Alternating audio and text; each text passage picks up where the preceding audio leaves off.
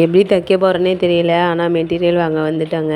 ஒரு வழியாக சுடி வந்தாச்சுங்க. இந்த சுடி முடிச்சிட்டேன்னா கிளாஸே முடிஞ்சிடும். ஆரி ஒர்க்கும் பார்த்தீங்கன்னா ஒரு ப்ளவுஸ் போட்டு ஸ்டிச் பண்ணுற அளவுக்கு வந்தாச்சு.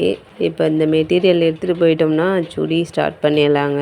இதில் எந்த ட்ரெஸ்ஸு பிடிச்சிருக்குன்னு கேட்டால் என் பையன் ஒன்று காமிக்கிறான், எங்கள் வீட்டுக்காரங்க ஒன்று காமிக்கிறாங்க, எனக்கு ஒன்று பிடிச்சிருக்கு. நாங்கள் தடவி தடவி பார்த்துட்டு இருந்ததும் கடை சாத்தத்துக்கு டைம் ஆயிடுச்சு, சீக்கிரம் பாருங்க நாங்கள் எடுத்து போடுறாக்கா சொல்கிறாங்க. சரின்னு சொல்லிட்டு ஆளுக்கு ஒன்று பார்த்தா சரிப்பட்டு வராது, நம்மளுக்கு எது பிடிச்சிருக்கோ நம்மளே எடுத்துருவோன்னு சொல்லிட்டு நானே செலக்ட் பண்ண ஆரம்பிச்சிட்டேங்க. இந்த ட்ரெஸ் தான் என் பையன் பிடிச்சிருக்குன்னு சொன்னான். அம்மா இது உனக்கு சூப்பராக இருக்கும் அப்படின்னு சொல்லிட்டு இருந்தான்.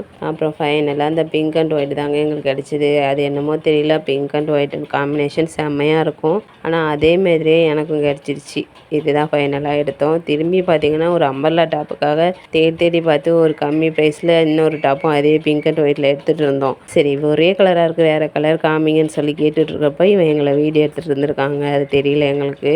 எவ்வளோ நேரமாக தேடி பார்த்தாங்க, வேறு கலரே கிடைக்கல. 2 சுடியுமே ஒரே கலர்லேயே எடுத்துகிட்டு அப்படியே வீட்டுக்கு கிளம்பிட்டோம். போகிற வழியில் பார்த்தீங்கன்னா ஐஸ்கிரீம் வேணும்னு சொல்லிட்டான் தம்பி. அப்படியே கிளைமேட்டை பார்த்தீங்கன்னா வெயில் சுல்லுன்னு அடிச்சுதா, சரி ஐஸ்கிரீம் சாப்பிட்டா ஒன்றும் ஆகாதுன்னு சொல்லிட்டு எனக்கும் ஒன்று வாங்கி தாங்கன்னு சொல்லிட்டோம். போய் ஐஸ்கிரீம் செலக்ட் பண்ணிகிட்டு இருக்கான். நான் எப்பயுமே அந்த 5 ரூபீஸில் இருக்கும் பாருங்கள், அந்த சாக்லேட் ஃப்ளேவர், அந்த பைட்ஸ் தான் வாங்கி சாப்பிடுவேன். ரொம்பவே நல்லாயிருக்கும். அதோடய முடிச்சுப்போம். பெருசாக வாங்கி சாப்பிட்டா தானே சளி பிடிக்குன்னு சொல்லிட்டு அதையே வாங்கிடுறது எப்போதுமே. அங்கே இருக்கிற கேக்லாம் பார்த்தீங்கன்னா என் ட்ரெஸ்ஸுக்கு மேட்சாக இருந்துச்சு, அதனால் சொல்லி அதை பார்த்துட்டு இருந்தேன். இப்போ போயிட்டு தேடி தேடி எடுத்து அந்த சுடிதார் மெட்டீரியல்லாம் பிங்க் அண்ட் ஒயிட்டுன்னு பார்த்தா நான் போட்டிருக்க ட்ரெஸ்ஸே பிங்க் அண்ட் ஒயிட்டு காம்பினேஷனில் தான் போட்டிருக்கேன்.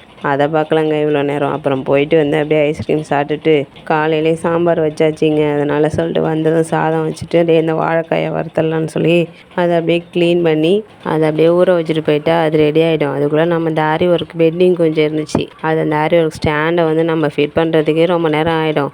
அதனால் இதை ரெடி பண்ணி வச்சுட்டு போயிடும். போய் அப்புறம் ஆரி ஒர்க் ஸ்டாண்டை ரெடி பண்ணிவிட்டு அது கொஞ்சம் ஆரி ஒர்க் போட வேண்டியது இருந்துச்சு, அதை சாப்பிட்டுட்டு போட்டுக்கலான்னு சொல்லிட்டு இந்த வாழைக்காய்க்கு மிளகாய்த்தூளும் உப்பும் போட்டு கொஞ்சோண்டு தண்ணி தெளித்து அப்படியே எல்லாத்தையும் மிக்ஸ் பண்ணி அப்படியே மூடி வச்சுட்டு போயிட்டாங்க.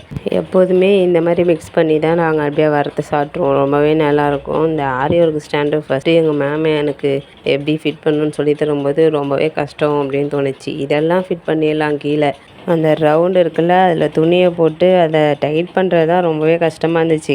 அதுவும் கரெக்டாக ஃபிட் பண்ணிட்டோமா, அது டைட்டாக இருக்கான்னு டொம்னு அடித்தா மோள சத்தம் மாரி கேட்கணுன்னு சொல்லியிருந்தாங்க.